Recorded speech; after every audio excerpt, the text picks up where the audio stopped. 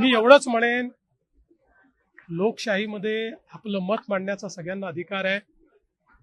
केवळ त्याच्यामध्ये लोकशाही आणि संविधानाची चाड सर्वांनीच ठेवली पाहिजे. बाकी मला असं वाटतं की इतका आनंदाचा सोहळा या ठिकाणी मी अनुभवतो आहे, हा सोहळा त्यांनीही कधीतरी अनुभवावा. आणि विशेषतः जी मंडळी त्या ठिकाणी त्या आंदोलनाचा गैरफायदा घेत आहे, मी सगळ्यांबद्दल बोलत नाही, काही मंडळी दिसते की त्या ठिकाणी हिंसा करणे, वेगवेगळ्या गोष्टी करणे.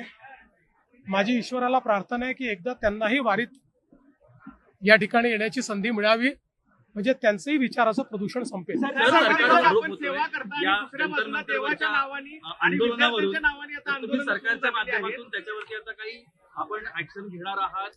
असं आहे की चर्चा चालू झालेली आहे, आजही चर्चा झाली आहे.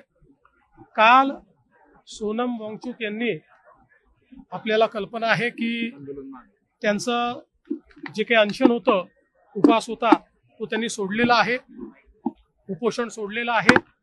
आज प्रतिनिधींसोबत चर्चा चालू झाली आहे, उद्याही चर्चा होणार आहे.